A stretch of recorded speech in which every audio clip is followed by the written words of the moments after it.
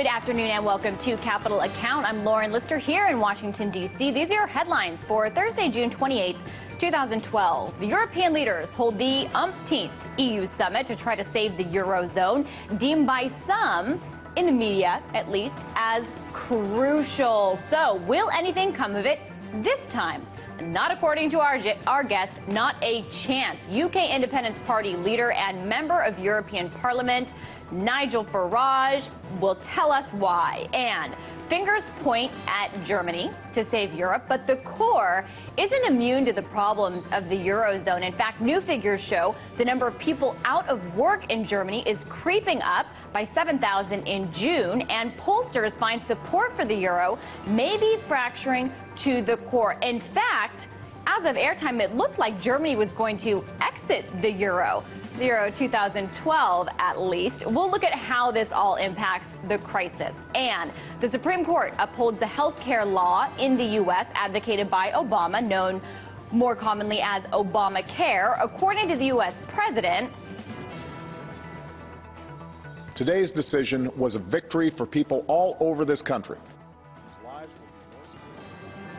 But who is it a victory for, really? Who really won big today? We'll talk about it. Let's get to today's Capital Account.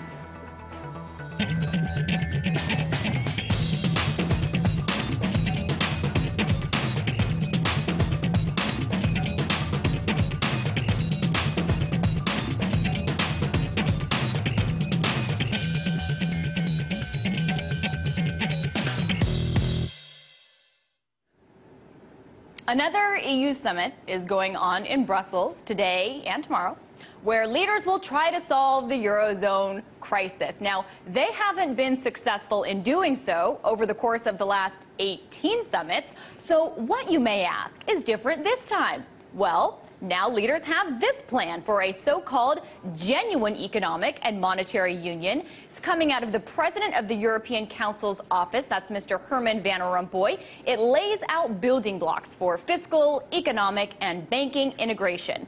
But who is Herman Van Rompuy exactly? Well, you're not the first person to ask. The question that I want to ask, that we're all going to ask, is who are you? I'd never heard of you. Nobody in Europe had ever heard of you. Nevertheless, Van Rompuy and his Eurocrat friends and some elected leaders are trying to hold the currency union together as support fractures around them. They're trying to hold it together despite protests, bailouts, the election of neo-Nazis, the deflationary spiral down of economies and trajectory up of bond yields in places like Spain and Italy. And Nigel Farage, who you just heard from, has been very frank about the possible consequences he fears. Take a listen.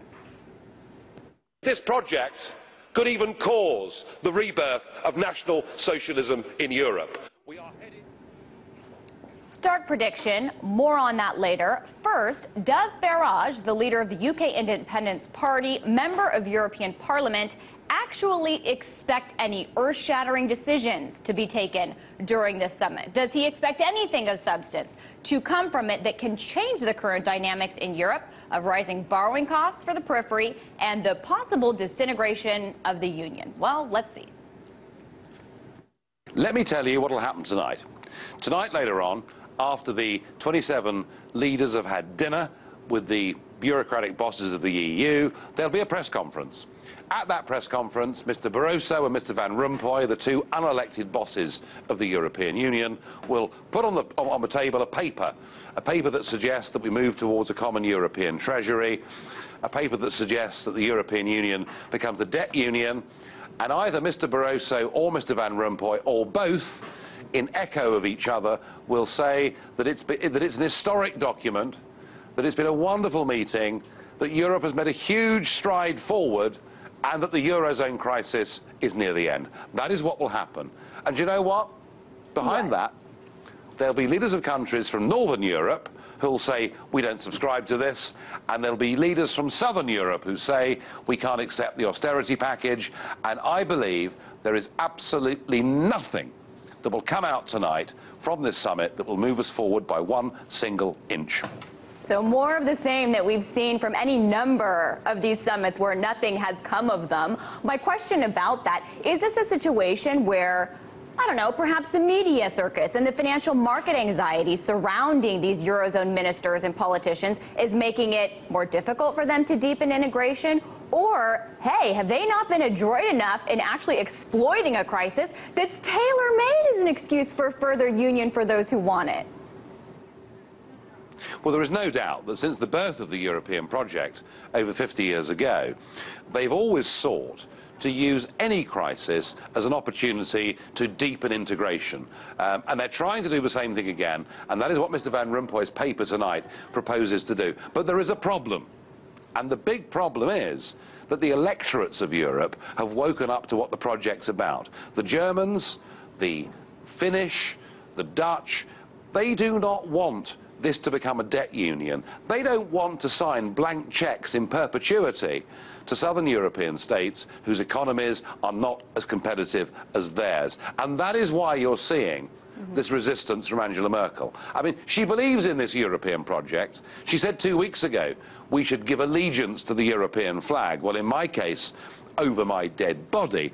But that shows you that she believes in the European project. But for her, it has to be a German-style European project, or she will get thrown out by her voters next year. So, the decades when the bureaucrats and the leaders of countries could quietly meet and push forward a project of European integration are over because the electorates simply don't want it. And actually, what we've got here, I think, is an unbridgeable gulf between the culture of Northern Europe and the culture of Southern Europe. And what we do at these summits, and remember, this is summit number 19 since 2009, all we do is kick the can down the road. There's already talk of another summit in July. We reach no conclusions. The markets increasingly lose confidence, and who can blame them? And now we see Spanish 10-year debt, Italian 10-year debt hovering around this sort of critical 7% level. That's right. And the whole thing is headed for a gigantic bust. Well, as you're on those yields, if there is one signal, one objective and clearly visible symptom of the problem with the Eurozone, it's in those rising spreads you're talking about between the surplus countries and the periphery. And the fact that countries as large as Italy, with public debt loads exceeding $2 trillion, are on the precipice of being priced out of the credit markets. And Spain with the 7% yield mark, again, that are considered unsustainable. Do you think the rising borrowing costs for Italy and Spain are of adequate concern to policymakers? Well, remember, there are 17 countries that have mistakenly joined this Eurozone. So far, 5 of them have been bailed out. Nearly a third of them have needed bailing out. But the Spanish bailout was perhaps only a fraction of what is genuinely needed.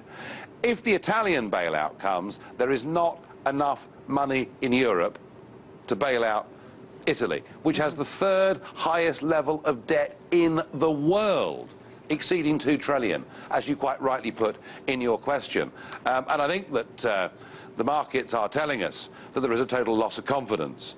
The policymakers, the people really in charge of this, appear to be blinded to the whole thing. I mean, Mr. Barroso at G20 in Washington just last week appeared to be living on a different planet. You know, you can only go on kicking the can down the road for so long. I believe there is a very real and genuine risk that over the course of this summer, the markets will overwhelm the whole of the European system. Wow, a prediction there. Let's talk about, though, the plan of those people on another planet that you're talking about, the plan you've referred to for the Eurozone, released by the European Council President's Office ahead of the summit from your friend, Mr. Herman Van Rompuy. Now, there were 4 building blocks laid out.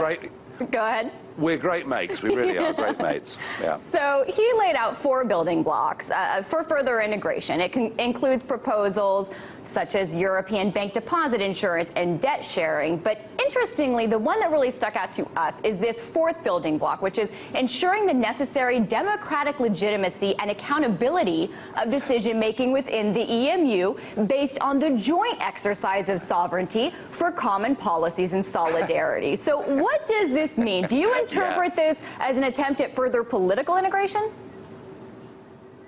It's just communist speak, isn't it?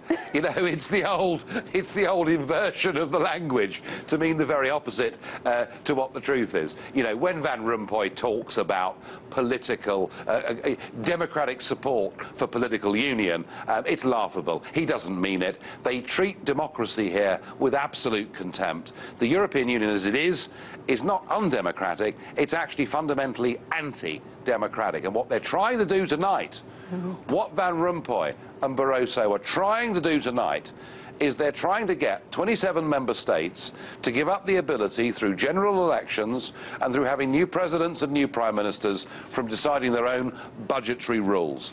These are very, very bad, dangerous people. They're the worst people we've seen in Europe since 1945, and the fact they put in this document, under, as you quite rightly say, point 4, the sop to everybody, pretending that it needs democratic legitimacy, frankly, it is farcical.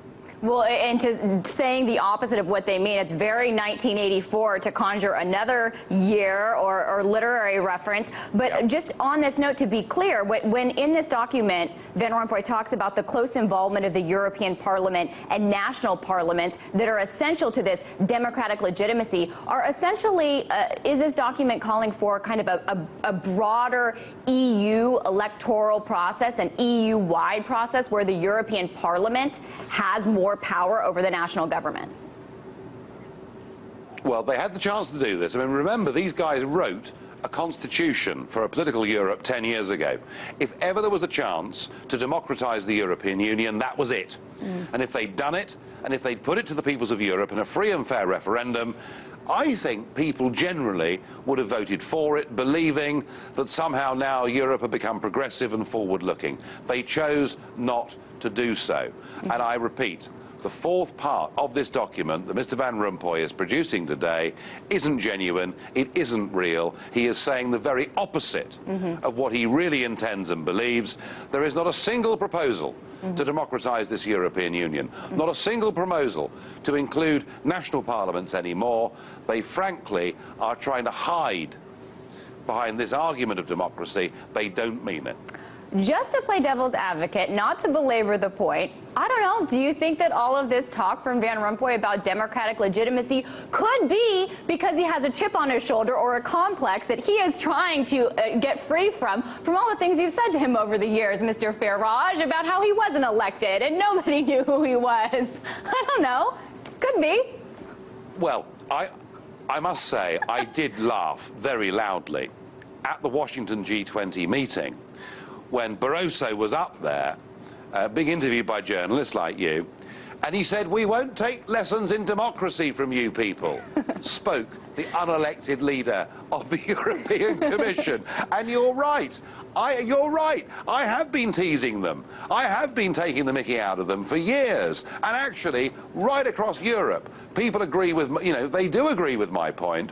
An undemocratic Europe is frankly awful. It's a return to some of the things we saw in Europe pre-1945. They are sensitive to this point. They realise it's their Achilles heel, it's their vulnerability, and they're trying to deal with me in terms of rhetoric, but not in terms of substance. There you go. Still had more of my interview with leader of the UK Independence Party, Nigel Farage. He'll continue to take the mickey out of Europe, in his words. We talked to him about what happens when core support for the euro breaks down, when everyone's looking to that core to prop it up. But first, your closing market numbers.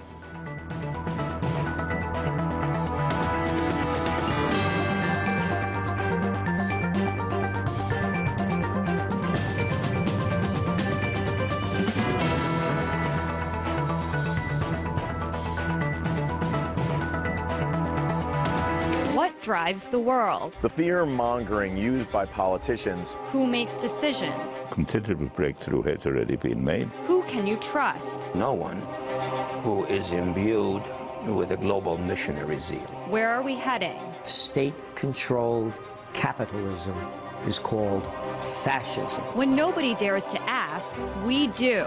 RT, question more. You know how sometimes you see a story and it seems so whole and complete, you think you understand it, and then you glimpse something else. You hear or see some other part of it and realize everything you thought you knew, you don't know?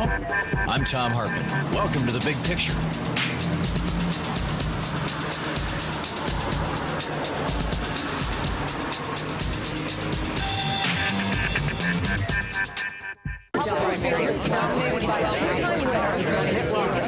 Welcome to the Alona Show, where you'll get the real headlines with none of the mercy. The problem with the mainstream media today is that they're completely disconnected from the viewers and from what actually matters to those viewers. And so that's why young people just don't watch TV anymore. If they want news, they go online and read it. But we're trying to take those stories that people actually care about and transfer them back to TV.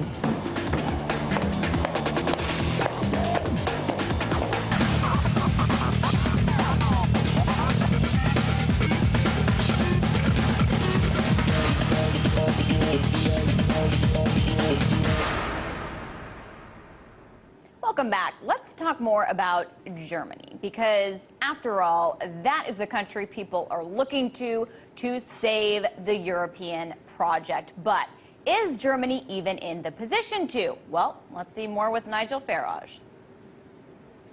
I do want to touch on Germany. You talked about Germany's role. Obviously, all eyes are on the core to try to solve this and bridge these gaps. But Germany is not immune to the problems of the Eurozone, not at all. And just today, we had new unemployment numbers out that indicate the number of people out of work in Germany is creeping up. Interestingly, I thought a poll suggests Germans are more concerned about unemployment than inflation.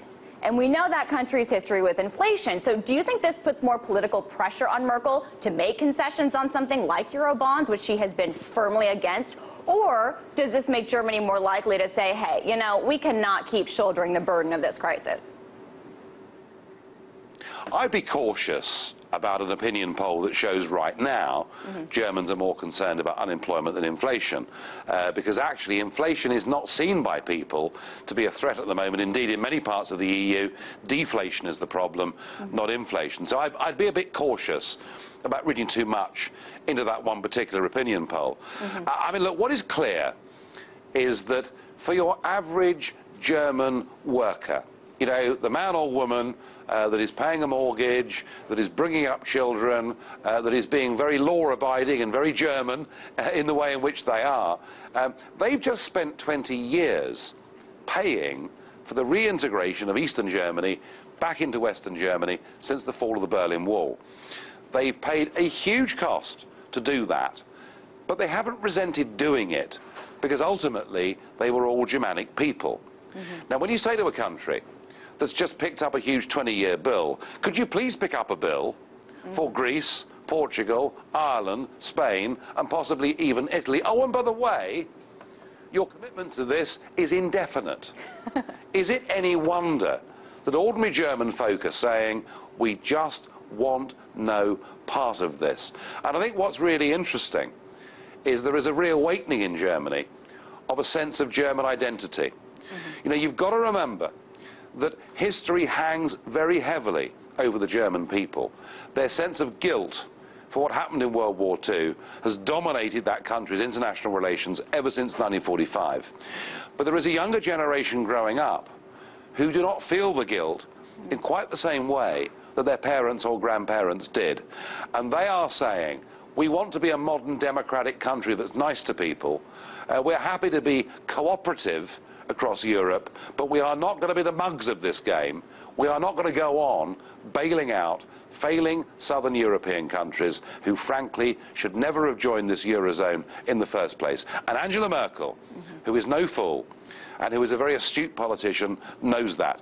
If she says yes, if she blinks and gives in to Eurobonds, she will lose the election next year. And I believe that Angela Merkel will not blink. I don't think there's any chance of the Germans, Dutch or Finns, accepting the European Union becoming a debt union. And what that means is that in the end, whatever Van Rompuy or Barroso propose is frankly irrelevant.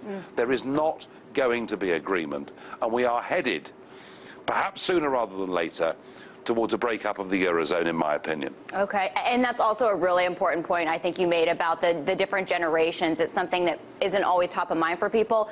Definitely plays an important part, as you point out. I know you weren't on board with that poll. You were cautious about it, but one point I do want to bring up about it, the Financial Times reported on it. It showed that if there were a referendum on the euro, on membership to the euro in Germany today, 43% would vote to keep it, while 41%, very close, would favor a return to the Deutschmark. And similarly, a very small majority would vote to stay in the EU, while 28% would vote to leave and 51% would vote to stay. Is that a piece of evidence, though, that supports something that you've been saying all along, and in this interview, that support for the Eurozone is fracturing, even at the core where this support is most required? Yeah, I mean, look, in a sense, the euro is the embodiment of the whole European project. The criticisms that people like me have had for the euro actually are the same arguments as the bigger criticisms of the attempt, without the consent of the peoples of Europe, to form a new state with a new flag and a new anthem and a new police force and a new army and Herman Van Rompuy at the top of it. And I think what those figures show you is that right across the European continent, from north to south to east to west, regardless what our political class say, the peoples of Europe are saying, no, we don't want this. We don't want centralized bureaucratic control. We don't want our democracies and our birthright to be stripped away. We don't want to be run by these people who mostly are domestic political failures. We actually are rather proud of who we are. And what's wrong, for goodness sake, with having a Europe of diverse, different countries, proud of who they are, but sitting around a table agreeing to cooperate? You know, we can cooperate on cross-border crime. We can cooperate on the environment. We can have reciprocal deals on, you know, people from Britain working in Paris and vice versa. We can do all of this without the European Commission, without the European Parliament, without the European Court, without the massive cost and bureaucracy. And I am not, you know, I am not anti-European. Please don't think that. You know, I'm married to a German. I've worked for French companies. I love Europe. I love the cultural diversity of Europe. But what I'm fighting against, and where I'm finding support is growing, I don't want to live in a Europe of bureaucracy. I want to live in a Europe of democracy. Ah, well said. Real quick before we go, in May, addressing European Parliament, you said you feared this project could cause the rise of National Socialism in Europe. Now, after 2 rounds of Greek elections, we have neo-Nazis in Parliament. How much worse do you fear this could get politically in terms of fracturing and the division into extreme politics? If you take away from people their right to determine their own futures, to live under their own rules, to take away from them their nationality, then you risk doing something that we stupidly did back in 1920 with Yugoslavia, where we took diverse, different Balkan states, we forced them together against their will, under a new identity, and you and I both know, since 1990, of the awful things that have happened as those countries have fought to get back their independence, self-determination, democracy and freedom. We mustn't allow the European Union to make those same mistakes. All right, well, you heard him, Mr. Nigel Farage, leader of the UK Independence Party.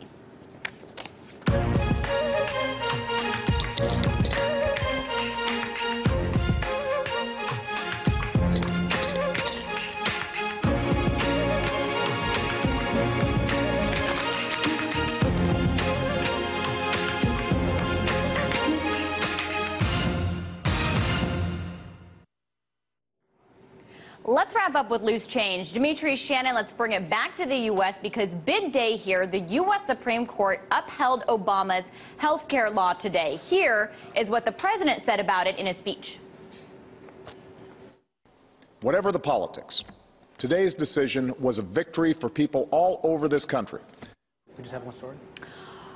Is it a victory for the people, or is it a victory for some of these medical companies? If we could bring up the winners today: hospital operators, companies that own hospitals, Medicaid providers, also some Medicare providers. Their stock prices up big today, up 8%, up 10%. You see a couple of them there. Those are one of the largest hospital providers, another hospital provider, and a Medicaid, Medicare provider.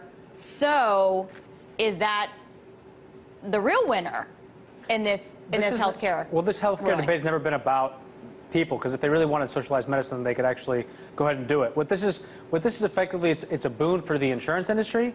They're not addressing the underlying factors like medical malpractice insurance and the costs of unnecessary procedures that doctors go through in order to protect themselves from liability. And it doesn't deal with the fact that technologies are coming online that cost a lot of money that people want, but that cost money for the service, right? So if this ruling was to affect doctors' stock price, if they had one, would doctors' stocks be down today? No, that would have been already priced in. They would have been that would have tanked a long time ago. Well, maybe that explains the insurance companies, because insurance companies, there was mixed results with stocks, and insurance companies, a lot of them fell today. It was negative. I don't know, one analysis was that there's concern about them dealing with all of these new regulations. But for those that feast off the public purse, looks pretty good. Always. Whenever the government gets involved in this country, it's always for the big corporations that feed off the government purse and off the taxes of ordinary citizens like us. Like us. Shannon, you want to add anything before I move on? In the words of Vice President Biden, it's a big effing deal. Whoa, he said that? He said that. Not about this, but he said it before. Nice reference, Shannon. Let's move on. Speaking of a big effing deal, sources revealing today that J.P. Morgan's $2 billion trading loss may be a lot more of a big effing deal than that. The New York Times, citing people who've been briefed on the situation, say losses in the trade could total more than $9 billion. I want to point out, though, Terry Buell, who has been on this show, she had this scoop. She reported on it on her website Tuesday, 2 days before the New York Times, FYI. But viewers of this show should have been expecting that the story of J.P. Morgan's loss would not end at $2 billion. All eyes remain fixed on that $2 billion trading loss on a position that could grow much larger in the coming days, weeks, or even months. How big do you think that loss could get? Well, it could easily get to $4 billion. Is it conceivable it could be $20 billion? Yeah, it is. So this is, whatever, $9 billion. We could have seen it coming. And Carl Denninger's going to be on the show tomorrow, so, I like that we ended on that. We're going to ask him, could it get up to $20 billion? Look, J.P. Morgan and the media outlets. Studio. Yeah, you got to be watching studio. this show. Don't be watching CNBC. That's basically mental masturbation, okay? If you have nothing better to do, you watch CNBC. It's not where you're going to get real information. Watch Capital Account, Lauren Lister. No one's better. No one does it better, unless you want to, And with that plug, I don't even need a goodbye, but that is all we have time for. So thank you so much for watching, and be sure to come back tomorrow. And in the meantime, you can follow me on Twitter at Lauren Lister. Give us feedback on the show or catch any you missed at youtube.com/Capital Account. Check us out in HD on Hulu. And come back tomorrow. As Dimitri said, Carl Denninger will be in studio. Have a great night.